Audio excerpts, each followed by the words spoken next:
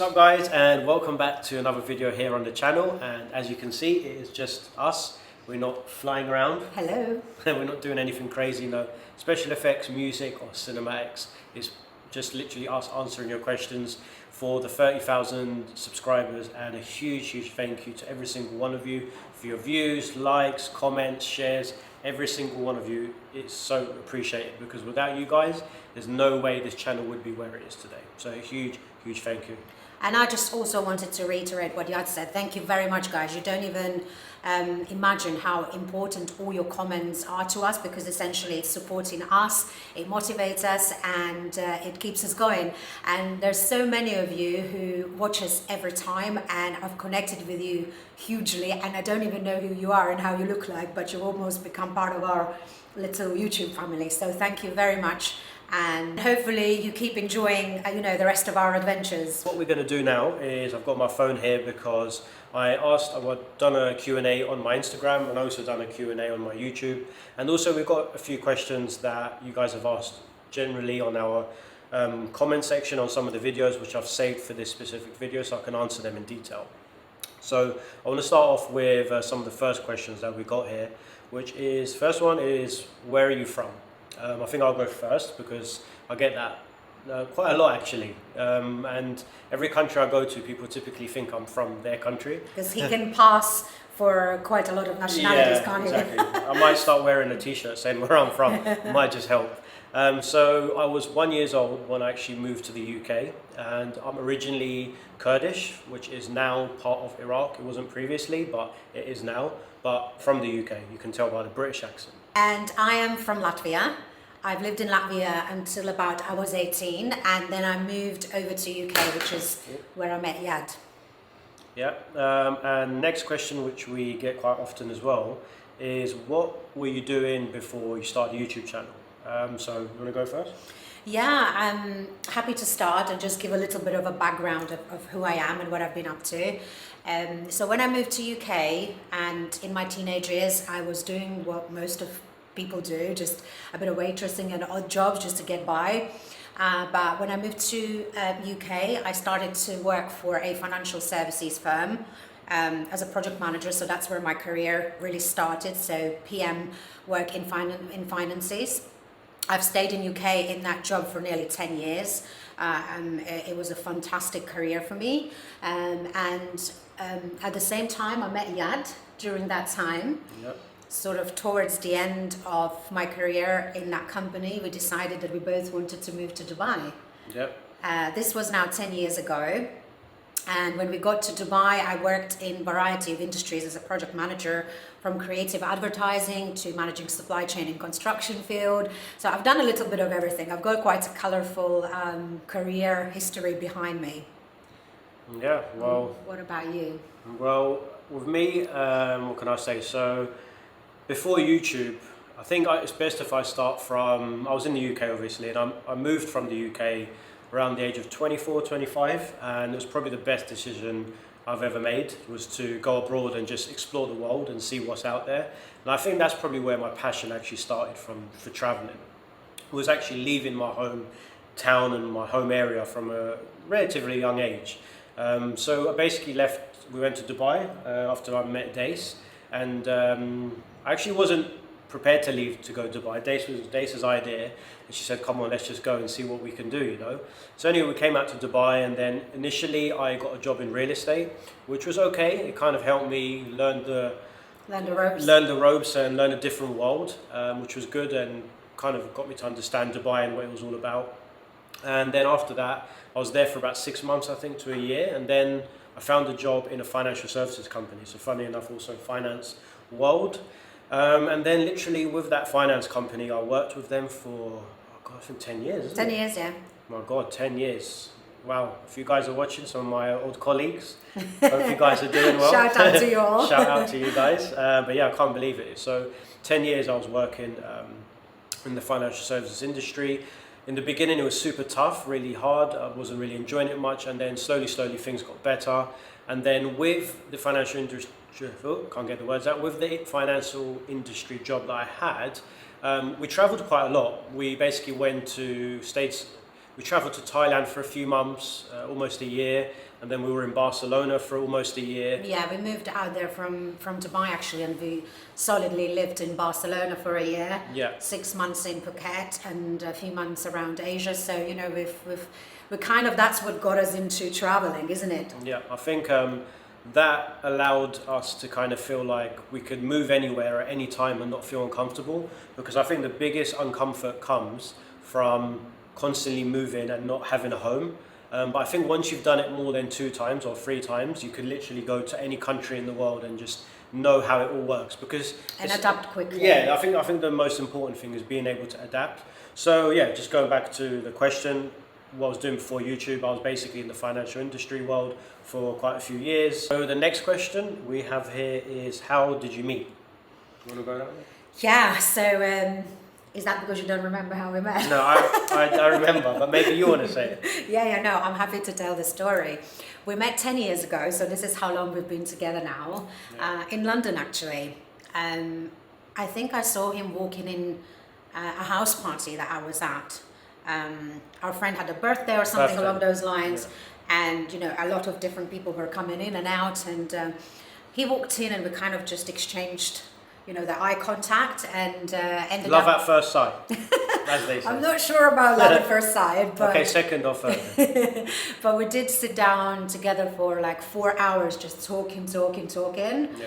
And you know, when you just feel like, God, I really connect to this person, everything they say, I get it, and I'm on the same page. And then we sort of started dating. Yep. And I think we moved in with each other pretty much in like week 3 of our dating.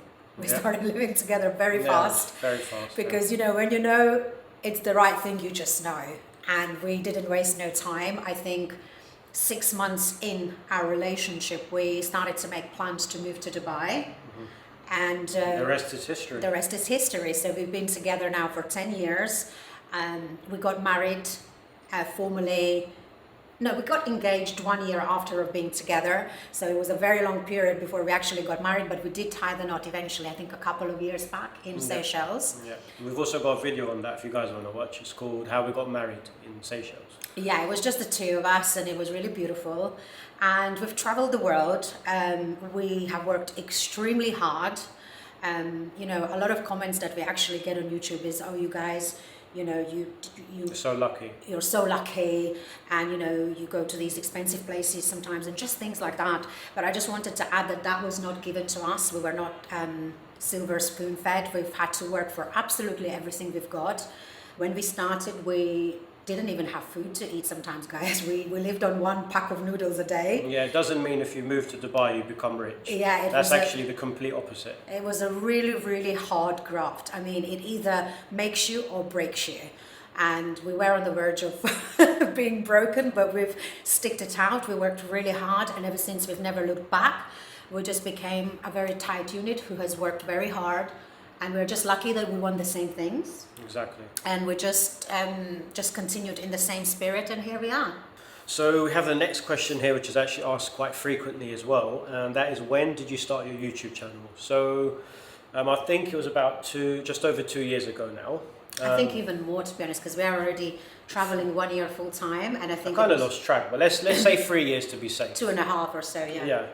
Yeah, about 2.5, 3 years. So when we first started in the beginning, I wouldn't even count the first year, and probably most YouTubers can probably relate to this, because the first 6 months to 1 year, you're literally finding your feet, what niche you want to be in. Is it travel, or do you actually really enjoy traveling, or what type of travel? There's so many different things and angles that you have to find when you actually start a YouTube channel. It's not as easy as just picking up a camera and then hoping you're going to be successful, because it honestly isn't like that. It takes a lot of hard work, graft, time, commitment, and everything else that comes with it. And I just want to give you guys a little bit of a background of how actually some of the behind the scenes of what I was doing when I first started. It was actually when we were in Dubai during COVID times, and it was like 50 degrees outside. And if anybody's from Dubai or has been to Dubai in the summer, you will know how literally crazy hot it can get here. 50 degrees Celsius to be precise. Yeah. And we was getting up at 6 in the morning, or even 5 sometimes, to beat the heat. and we would travel to different cities here in the UAE. To the desert. To deserts, all types of places. I bought a drone and I was just like so obsessed with flying the drone. I used to buy all these cameras, the lenses. I've sold it all now. Practicing, training, grafting. Literally, I used to just waste money on everything, hoping that gear is going to get me the followers and the views. But what really got me there in the end is quite simply the hard work and dedication to find what impactful stories I can create that will connect with audiences around the world. So when I was actually doing all this 5-6 a.m. going to the deserts and flying the drone and making all these funky cinematics, that was all the learning stage, and it was just trying for me to actually find out what it is I actually enjoy doing. Is it that, or is it me traveling to countries that I have been traveling to, like Nepal, Philippines, Morocco, Lebanon, some of these amazing countries, and telling impactful stories there? And that's where after 6 months to almost 1 year, I'd say 1 year actually, 12 months, it took me to actually finally find out where it is I want to travel to and what type of stories I also want to be sharing. Just find your foot, really, isn't it? Find who you are and how you want to present it to the world. So the next question we have here, guys, is when you first saw the satisfaction coming. I think the main thing here is satisfaction for us, or myself specifically. It was definitely not just monetary terms. It was the fact that we're able to travel the world freely and no longer have to be subject to work in a 9-to-5 job, which, you know, I'm sure a lot of you can relate to. And I would say when we first saw that, I would say within the last 12 months. Yeah, I completely agree. I think it depends on what satisfaction means to you. But to us, the ability to finally be able to drop everything and start doing what we truly love, which is wake up and make our own decisions and travel the world full time and document our travel and share it with the world.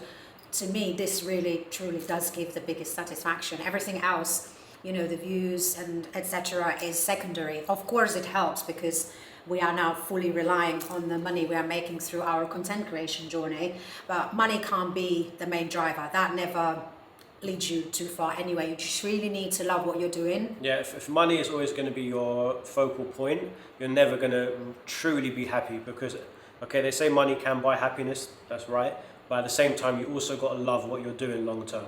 And of course you do need money, and this is something we've planned, you know, before we started everything. You need to have a little bit of capital to spread your wings and fly high, so to speak, but it's not our main driver for what we do. Yeah. And that actually leads us to the next question, which is quite similar to this one. Well, kind of can go entwined with it. It's how do you fund your travels? Good question. We get this a lot. I get it on Instagram and all the time.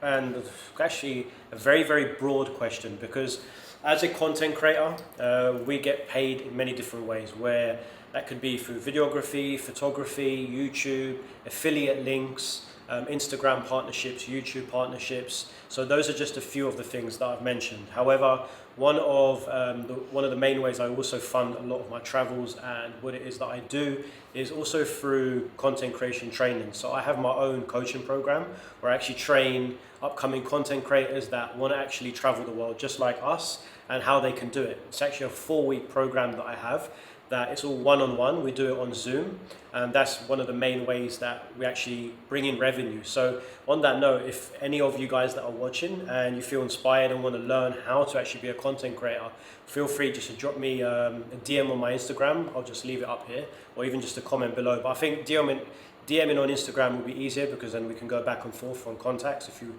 want to ask more questions. So yeah, this is, like you had said, various revenue streams, and it might sound like a very lucrative and easy thing to do, but guys, it isn't. It's actually work 24/7. Yeah. I watched Yad literally for 2.5 years working probably 20 hours a day. Yeah, it doesn't feel that way. But he loves it, yeah. so he doesn't feel like it's a job, but the amount of work that goes into producing these videos for you and content for you is immense. But the good thing is we love it, we enjoy it, and we're grateful that we are finally able to do in life what we love. Yeah, I mean, it does get tiring, like, don't get me wrong. Don't feel like just because you love what you're doing, you can work, 20 hours a day, you're not going to get tired.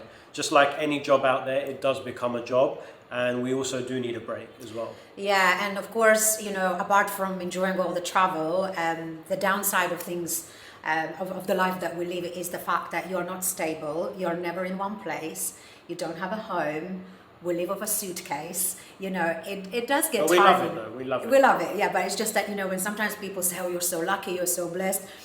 Yes, on the paper we are, but there is also a lot of things that we have to sacrifice, like being away from family and friends and not living a very normal, if you like, stable life. But again, it all boils down to what you want to do with your life and who you want to be, and this is exactly where we want to be. So the next question we have here is which countries are you going to in 2023?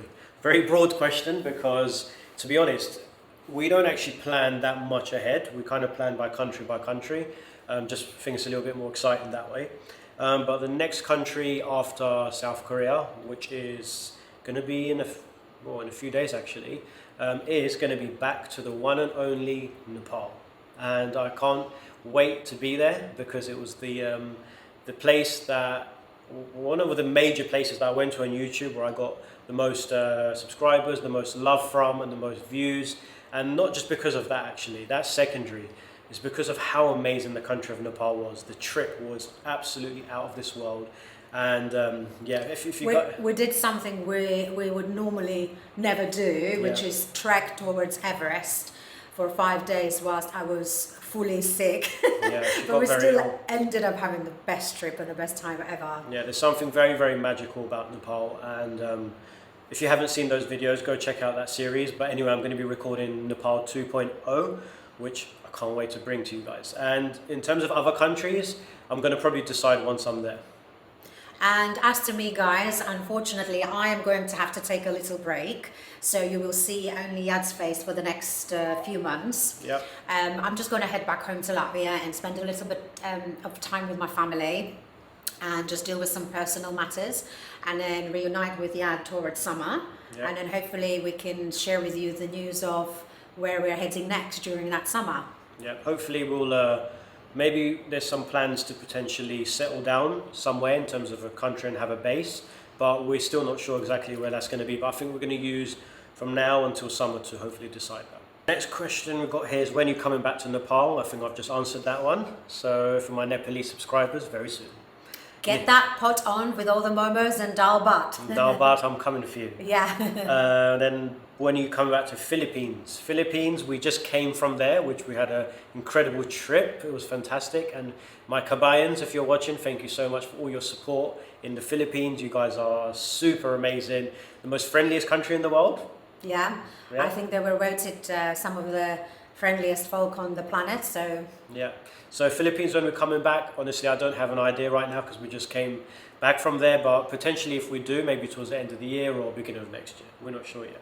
So we have a quite in-depth question here, which is there anything / where you have yet to try or go that has been on your wish list for a long time, and where is it? That's a great question. We've always got something on the wish list, and do you have your own one? Yeah, I can start. I mean, my personal goal has always been to travel all 197 United Nations countries of the world, and I track all my trips, and I'm now on country 52, so still a very long way to go. But to answer the question, my absolute dream now is, because I've kind of been to most continents and everything, but South America is still one place I haven't been able to explore. So this is my absolute #1 dream destination. I want to go to Argentina, Brazil, Peru, touch base with a bit of Caribbean, like Costa Rica. So this is the dream. This is the ultimate dream to finally get to South America. But in the meantime, I'm also really, really keen to get to Central Asia. I've only been to Georgia and Kyrgyzstan so far, and I desperately want to get to Armenia, Azerbaijan, Uzbekistan, and all the stands of this world. So that's me. Yeah. I think we covered a lot of places that I also want to go to, which is South America. But actually something that's really hit me a lot recently when I went to Nepal was, so just to answer this question is, wish list. So I'm going to say my wish list of something I really want to do, which may surprise you, is one day manage to climb a huge mountain like Mount Everest. Oh wow. Yeah. That's very ambitious. Yeah, because I've really become obsessed with mountaineering and watching climbing videos since we did the trek to Everest Base Camp, and there's just something magical and special about being in that environment. I don't know if it's to do with the altitude, because you've got less oxygen, so the way your mind operates is completely different to how it does at surface level. But my dream would be to one day be strong enough to climb Mount Everest and just see the world from the highest point in the world. I think for you, it's the aspect of competitiveness, because he's so competitive. So just waking up and seeing how far he can push himself when you have to hike 500 meters elevation up for 12 hours a day in the rain. You get addicted. He gets the buzz out of it. So I think this is what really drove you to... Yeah, it's a weird thing, because actually when we first done it, I said I'm not really interested in trekking. Because I had to literally beg him. Well, the thing is, I don't really like hikes. I find hikes boring. And hiking and trekking is actually, I think it's two different things. Yeah. I think so. But I think trekking is more when it's a bit more serious and the environment is a little bit more challenging. And with Nepal, and places like Nepal, it's not boring, because as you're walking, the scenery changes every 5-10 minutes. You see another valley, a lake, a mountain. So the whole experience is like you're on another planet. And the whole time we were there, we're at this place called Namche Bazaar, which I felt like I was on another planet. Anyway, it tests your character as well. Yeah, and I think. So I was going off a little bit on one, because it just shows my passion of how much I actually would love to mark this off my wish list. So to answer the question, he wants to climb the Everest. That's his wish list, yeah? Yeah, I can't wait to make that video one day. I am going back to Nepal, but I don't think I'm ready to climb Everest just yet. But you're going to do the Annapurna base camp possibly, right? Something like that, yeah. I need to decide once I get there. So the next question that we have here, guys, is... I'm just going through the questions. Is it worth living in Dubai? Great question, because obviously, as a lot of our followers know, we lived in Dubai for a while, so I think we've got a little bit of a good experience. But if I was to give anybody first-hand advice, my advice to you would be, why, firstly, are you going to Dubai? Is it for money, or is it because you want to create a whole brand new life for yourself? Personally, for me, if anybody's to go to Dubai now, I would say go there for a career, save as much money as you can, and then have a plan where you're going to go next. Because personally for me, Dubai is not somewhere where you can live long term, because it's a very transitional place. We had a lot of friends here that only stayed for 1 or 2 years, and then they left, and then we kind of found it hard to connect to a lot of other people. So it can get quite lonely out here. So for me, is it worth living in Dubai? Yes, for a few years, save a lot of money, and then find your next destination. That's my personal experience. For me, I would just sort of ask, what are the reasons as to why you want to head there? If you just want to go and work and just be immersed with work and save, and then have an exit plan of where you're going to go and what you're going to do, great. If you're prepared to sacrifice of not having any life, because it's literally just going to be all about working.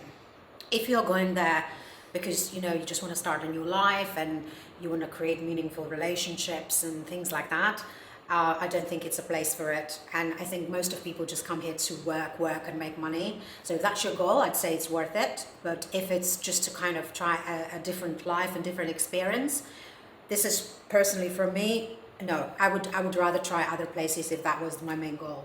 Yeah, I mean, don't get me wrong, Dubai was great for us initially, but as I say, long term, I wouldn't recommend it. Yeah, I mean, it's a great place in the sense that they've done a great job out of it. It was a desert 50 years ago, and now it's this powerhouse.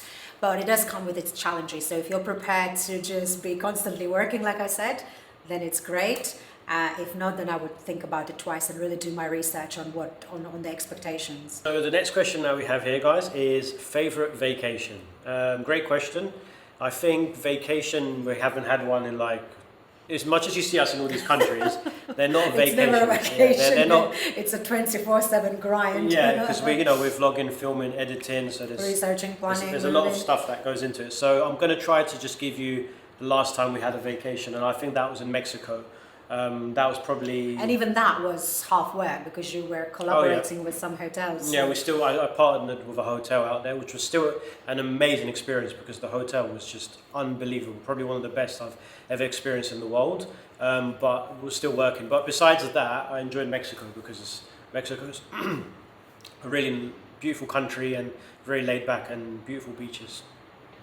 For me, if we really look at vacation and from that perspective, when we were really young, like maybe 9 years ago now, we went to Goa, and at that point we really hadn't traveled much, and that was our kind of first trip to Asia, and we just had the best time because we were such freshies.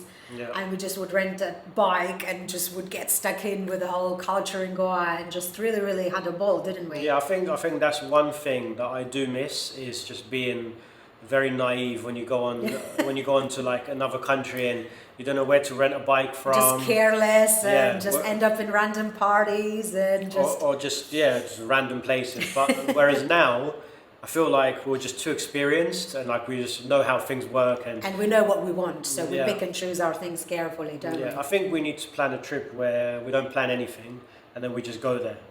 But the most recent favorite trip, even though it wasn't vacation, but it's actually our recent trip to Taiwan. We were really blown away by the country. It's so our cup of tea. I really enjoyed that. And Incredible food, incredible people. Very, very shocked actually at what it was like when we were there. Really, really amazing. If you haven't seen those videos, I'm hoping you have, but if not, please do check them out because Taiwan is literally a little hidden gem on this planet Earth. And for me also, I've spent quite a lot of time in Sri Lanka. I've been going there for 10 years.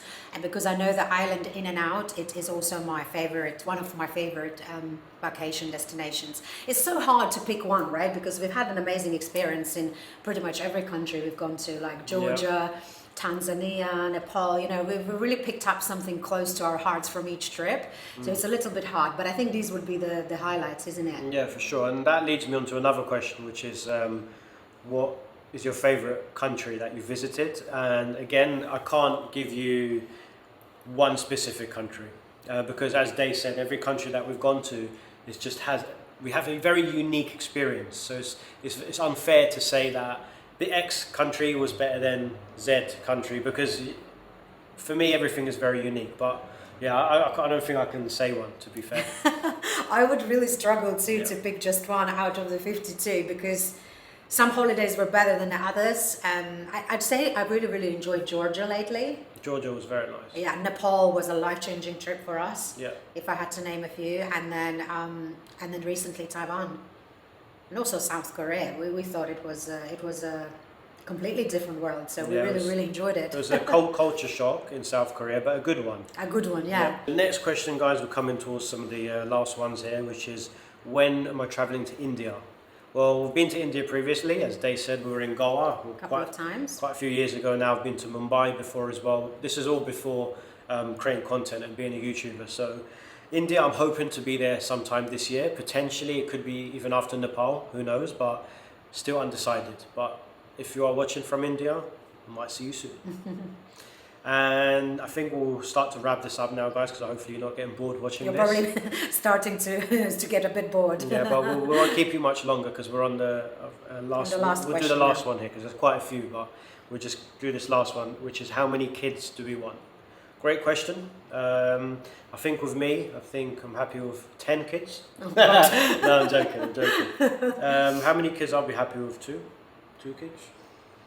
I think ideally, this is the ideal number too. But to be honest, realistically, would be lucky if we manage one. Yeah. The way we live our lives, So I think my answer will be one. Yeah. And guys, I think that leads us towards the end of this video now. I hope you've enjoyed the Q&A session. Once again, obviously we created this specifically for our subscribers. And if you are new here watching, I hope you enjoyed some of our personal information and enjoying our YouTube series. Because as I'll say it again, without you guys watching our videos, there's no way we'd be where we are today. So once again, from both of us, thank you ever so much for all your support. And same from me. Thank you very much, guys. We really appreciate all your support and keep watching. And we hope that you actually enjoy our journey as well, because a lot of people don't get to travel. And a lot of people have told me, thank you so much. Through your lens and through your eyes, I've got to see the world. And I think that's the ultimate happiness for us, that we get to take people on the journey with us. Yeah, I think those comments are actually the most special, where we get people actually saying made them feel like they're there with us. Yeah, so thank you very much, guys. And yeah, if you have any more questions, keep asking them, keep commenting, and we might do another We'll definitely, Q&A. I think we'll save the next Q&A for 100,000 subscribers. let's give it some time, because I'm sure by then you're gonna have more questions to ask us. Hopefully it's Sounds gonna like come. a plan. Hopefully it's gonna come soon. Anyway, guys, good night, and we'll see you on the next video. And as you know, it's in Nepal. Good night, guys. Good night.